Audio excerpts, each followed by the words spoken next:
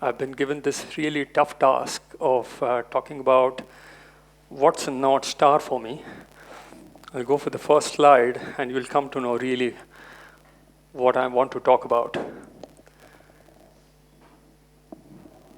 Why I said that, how are the backbenchers, is because I'm definitely one of you. I was sitting at the back. I was always thinking whether it's possible that I'll be given an opportunity to come forward, probably in the front, or probably able to share this dais with people who are stalwarts. For many years, this question was always in my mind that maybe I might not be able to achieve that. And so the education and everything and classes and whatever you go through, 10, 12, it goes on.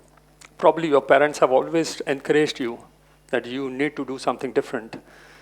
But you are still finding it difficult to understand what's that difference, what's that different thing that you will do it. There has to be someone who probably understands you, try to understand what your potential is. And I was no different. I was waiting for that person. So I completed my bachelor's just around the corner in Ruya. And this is one of the photographs which was complete, when I completed my bachelor's. And now I wanted to ask you, can you recognize me in this photograph, the second one? Maybe some of you might be. Second from the left, okay? Not from the right. Most people might get confused. On this side, I'm not the one who is there on the second this side, but the second from that side, the blue jacket is me. I was just a nice 42 kilo, very frail child, underconfident, not able to speak to people, highly introvert. That's why sitting at the back and was always trying to crouch so that the teacher is not going to ask me any question. And then the transformation had to happen, and it happened when I went for master's. Someone came to me and started telling me that if you want to do well, you're doing well in your education, you're doing well in your scores and everything. You're a smart kid, but what are you? Look at yourself. Try to develop yourself. So rather than getting education or lectures about chemistry, I was being told, go and join a gym. And I was really confused. But what transformation you will see out of it is the next photo. This is where a person becomes highly confident and extrovert, trying to interact with everyone and trying to gain a lot of confidence out of the experiences that you are getting from life. Now the person is ready that he wants to go out, conquer the world. But it's not so simple. There is still a lot of time. There's a lot of experiences, a lot of problems that you will face. And how you will traverse yourself through this path is something which I, myself, and many others who have been talking or who will be talking, we have gone through that. Then come the next stage that you want to go abroad. Maybe you want to do education abroad. Not an easy task, a lot of money. So it's a gamble. I had taken a loan. I would say I had taken a loan because it's the parents who take the loan, but it was always my commitment that I'll repay it. You take that chance, you take that risk, go abroad. Went to England. Was not easy. 4 years, which was Master by Research and PhD. And then the question starts coming in front of you that where are you heading? Maybe it's you were passionate that you wanted to do PhD. But where are you heading? Are you seeing something which is your future? Are you trying to visualize where you want to go? That's where I started getting some inclination, some experience about what could be my North Star. Great experience, completed my PhD, and then I was bouncing out. This photograph rather is very interesting because my family was very excited when I completed my PhD. I was the first PhD from my group, from my family. And I was literally bouncing out because I used to play a lot of cricket even in England. And people were expecting that I would continue playing cricket even in Germany. Very crazy because Germany is known for football, but we did play cricket. When I was going to Germany, that's where the vision started getting clear because this university which I went there, I was first one of the holders of Alexander von Humboldt postdoctoral fellowship, which is one of the best fellowship you can get. It's like a lifetime fellowship. But the more important point is when I went there, The first day going into this university, which was called as Göttingen, I saw 44 Nobel Prize winners were part of that legacy. It was almost like 300, 350-year-old university. I started thinking that probably this is where my path really starts. This is where I start believing that I could be doing something which is more passionate, something which I have learned very strongly, but now I started visualizing. There comes the next phase of my life. I have come back, and the question is whether I can do something. It's not at all easy, not at all easy. A lot of questions. I think we all have struggled through our life. And the struggle literally starts at the start of your career itself, because you are making a decision what you are passionate about, what you want to go and do something. So this is kind of what I am now. This is what my life is. Starts off being most passionate as a teacher. I think most of you probably have heard me. Teaching is where I start creating my ideas, my views. I enjoy my time while teaching. But then this is part and parcel of my passion. I am also doing a lot of international collaborations, a lot of commitments which are there. So as a researcher, I have to do that. We interact with a lot of people, companies, researchers, whatnot. So you have to develop them, because who are you developing it for? This is for the country. These are companies which probably want your expertise. They want your experience. This is what I wanted to do. I wanted to be connected with people. And why, you could ask me a question. Because the day I came back from Germany, my father asked me a very simple question. Why are you back? Why don't you go back? Probably go to Japan, go to some other place. My question was, why? And the answer from my father was, I don't see that you will get appreciated for the way you are. You are highly attacking, highly aggressive. You want to do a lot of things. Maybe people might not like it. And I didn't understand this at that time. After 15 years, maybe I understand slightly what he meant. But there was a commitment there. He had told me that he made, in his lifetime, maybe thousands who were part of his life. My commitment was definitely there. I'll make crores.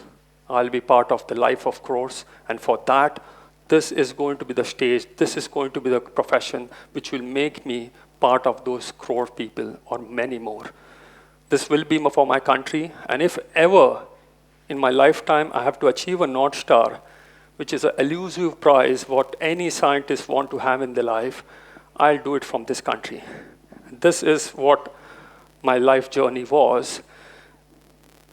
After doing all that, you need to have a team. Probably you're all seeing me standing here alone. I can assure you that at least 1,000 people who are standing with me who are invisible. All of them have influenced me quite a lot. All of you, in some way or another, also have influenced me. I've learned a lot from all of you. And then I have to come back to my team. A very, very powerful, highly active team. And that is where I derive my energy. Why? Because they have been there, they are always there, they discuss a lot, and we come out with solutions, not for ourselves, but for mankind and for companies and people. This is what we have generated in our labs, and that's what my first vision was, that somewhere our name from India should be there in the world. So we generated some molecules, which we have even given what is called as Namakaran. The first one is a very important molecule which has gone on to get commercialized with almost all the big companies in the world. It's named very specifically from the group. It's called as Kapdi. It's a very well-known molecule now. It's being used a lot in catalysis. Again, thanks to the whole group, my collaborators, people who have been interacting quite a lot with me. Even industry has defined this science. The next two are already commercialized. And this is, again, something which we wanted to show. That it's not that putting molecules outside or your science outside is going to be your future. Create a name. Create a name which will be helpful for the next generation to follow. Create an example where people should think that this is what we want to do. This is how we want to go ahead. Apply your science more for the benefit of mankind. So we have developed something which will be, probable technologies will come out in next few years, collaborating equally with Indians as well as abroad. When the name comes on websites of international companies, I think that gives you a lot of acceleration, excitement, and that's exactly what we have achieved. But now when you try to sum up all this experience, I have to stand here and be humble for the fact that what this institute has done for me. I could have ended up anywhere else, but my destiny was supposed to come back here. Started from the idea in the undergraduates, which I didn't make it to ICT or UDCT that time, or my PhD, I still didn't make it, but I came here as a professor. 15 years I have been committed to this institute, and whatever you see, whatever we have achieved, is definitely a legacy of this 90-year-old institute which has given it to us. People who have been talking to me all the time, mentors who have supported us. As I said, I was highly aggressive. To tame my energy, to give me a channel, give me a path which will allow my energy to be used effectively was something which was done by all the mentors whom I have got from this place. And then, it's the last slide. These are the two things which you should really remember. This is something which I've followed. The second photograph is literally a photo which is outside my office. But the first one, I think, is for all the backbenchers, especially even the one who am I. The best brains of the nation may be found on the last benches. This is exactly the case. Maybe, but I would say in most cases as well. So don't worry if you are not believing in yourself right now. Over a period of time, get that mentor, get those people who can support you, who can understand you. And I can put one statement here. I started off with a researcher, I became a teacher, I'm a passionate teacher, I can do good research. But now this era, this generation doesn't need just a teacher. Teachers are also online. What you want is a teacher who is not just passionate, but also someone who knows psychology, who understands you, who understands who you are, what are your needs, to interact with you, to be a friend of yours. Someone might say to me that, how can a teacher be a friend? But then the greatest example of Sri Krishna is already in front of us. When he was always a teacher, but he was one of the biggest sakha for Arjun. So why can't a teacher be your friend as well? And why some of the photographs you have seen is we as a team enjoy together, where we try to reduce the barrier of what a teacher or what a professor should be. That doesn't mean the respect doesn't happen. This respect will always increase. But respecting even the person on the other side is an important aspect of teaching. And that's where this verses, this sayings by a greatest man, one of the, the most liked people's president, I would say, APJ Abdul Kalam. The second one is rightly for us. If you want to shine like a sun, you need to burn like a sun. And every day, you will burn. You will be tortured. You will question yourself.